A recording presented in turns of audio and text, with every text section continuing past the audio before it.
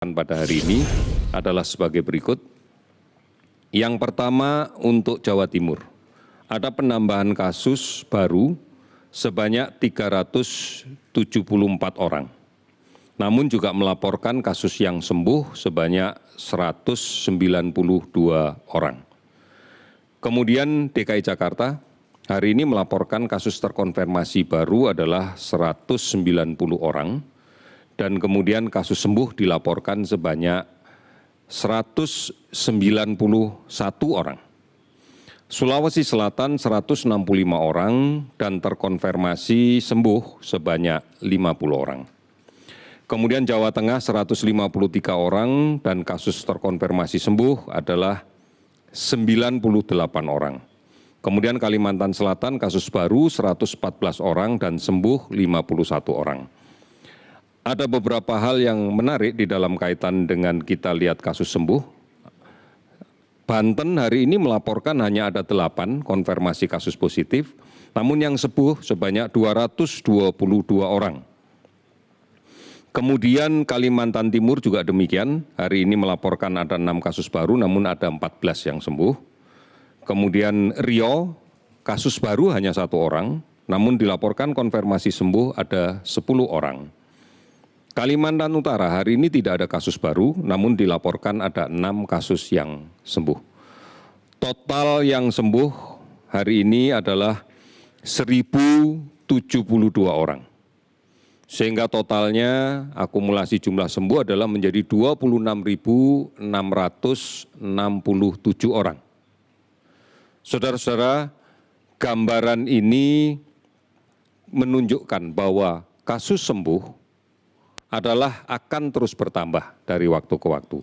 Ada 18 provinsi yang hari ini melaporkan penambahan kasus baru di bawah 10 orang, bahkan ada 6 provinsi tanpa ada penambahan kasus baru. Di antaranya adalah Aceh, Bangka Belitung, Jambi, Kalimantan Barat, Kalimantan Utara, dan Sulawesi Tengah. Jika kita melihat jumlah kasus positif yang terkonfirmasi, ini setelah kami lakukan analisa berdasarkan tingkat hunian rumah sakit, maka kita lihat bahwa tidak ada penambahan signifikan dari penambahan jumlah hunian rumah sakit. Kita masih bisa mempertahankan tingkat hunian rata-rata nasional di kisaran 55,5%. Artinya baru separuh kapasitas yang digunakan. Jumlah kasus konfirmasi positif ini didapatkan dari hasil tracing yang secara agresif kita lakukan, ditambah juga dengan jumlah testing yang semakin masif kita lakukan. Dan sebagian dari kasus-kasus yang terkonfirmasi positif ini adalah kasus yang tidak memiliki indikasi untuk dirawat di rumah sakit. Sehingga kita menyarankan untuk melaksanakan isolasi secara mandiri. Ini yang menjadi penting untuk kita perhatikan bahwa penambahan kasus yang demikian banyak tidak selalu dimaknai dengan penambahan jumlah pasien yang harus dirawat di rumah sakit. Saudara-saudara, hari ini dilaporkan 53 orang meninggal sehingga totalnya menjadi 2.987 orang.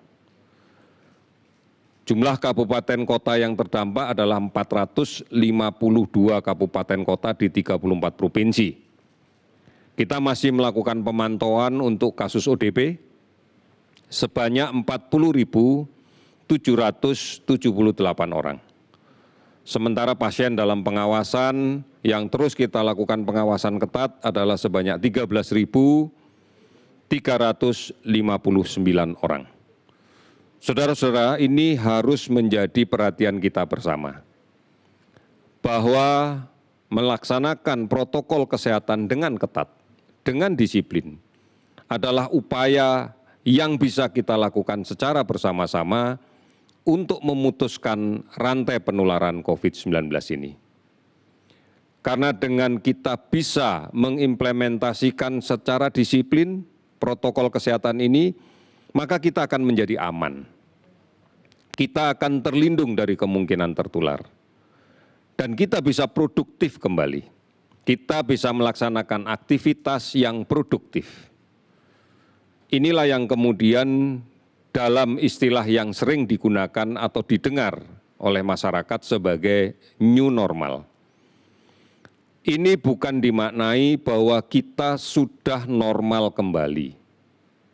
Dalam artian new normal adalah kita merubah kebiasaan-kebiasaan yang dahulu kita anggap normal. Karena saat itu ancaman COVID-19 belum ada. Jika kita memahami betul bagaimana mekanisme penularan COVID-19 ini yang ditularkan oleh orang yang positif di dalam tubuhnya dan kemudian batuk, bersin, berbicara, sehingga kemudian keluar droplet atau buliran-buliran kecil yang menyebar ke sekitarnya dan terhirup orang lain karena tidak menjaga jarak dan tidak menggunakan masker, maka besar kemungkinan orang itu akan tertular. Sehingga sekarang yang harus kita lakukan di dalam merubah kebiasaan kita yang dahulu kita katakan normal, sekarang tidak bisa lagi kita laksanakan. Oleh karena itu perlu perubahan adaptasi kebiasaan yang baru yang menjamin kita aman dari penularan COVID. Di antaranya menjaga jarak. Selalu diupayakan menjaga jarak fisik antara satu dengan yang lainnya, setidak-tidaknya pada jarak lebih dari 1 meter. Kemudian menggunakan masker. Ini menjadi penting untuk melindungi kita dari kemungkinan terpapar secara langsung dari droplet, dari percikan ludah orang yang positif. Kita tidak pernah tahu pada saat berada di tempat publik, di luar rumah, kita tidak pernah tahu kita akan ketemu dengan orang yang membawa virus ini atau tidak. Oleh karena itu menggunakan masker menjadi sesuatu yang penting.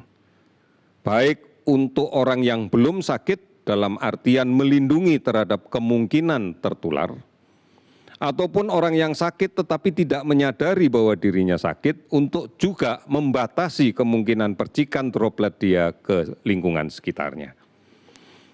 Inilah yang disebut dengan kebiasaan baru. Yang dulu mungkin jika kita ketemu dengan kawan yang baik, kita berjabat tangan, kita terbiasa untuk jaraknya dekat, berbisik-bisik mungkin, sekarang ini semuanya harus kita hindari. Karena ini adalah jalan untuk kemungkinan tertular.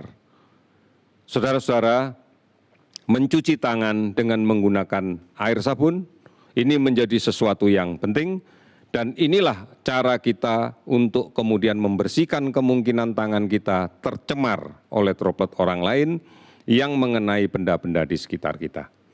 Kita menyadari betul pada kondisi tertentu kadang-kadang menjaga jarak menjadi sesuatu yang sulit. Misalnya berada di transportasi umum, misalnya di angkutan kota, di angkot dengan jarak duduk yang berhadapan-hadapan tidak lebih dari 1 meter. Di saat inilah maka segera gunakan masker, cuci tangan dengan menggunakan sabun dan air yang mengalir. Kebiasaan ini harus menjadi sesuatu yang bisa kita budayakan di tengah-tengah lingkungan keluarga kita.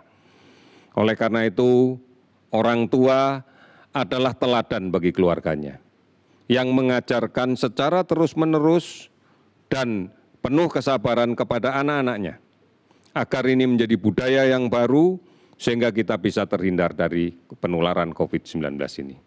Saudara-saudara, inilah yang menjadi upaya yang bisa kita lakukan. Semua bangsa di seluruh dunia pun melakukan hal yang sama. Karena permasalahan ini belum bisa kita atasi dengan memberikan kekebalan buatan melalui vaksin. Proses pembuatan vaksin terus dilakukan oleh para ahli. Sampai saat ini masih belum kita temukan. Oleh karena itu, mari kita harus aman dari COVID dan produktif. Tidak ada pilihan yang lain. Karena inilah yang kemudian bisa kita gunakan agar kehidupan ini tetap bisa berjalan secara wajar. Kita pasti bisa melakukan ini. Terima kasih, selamat sore.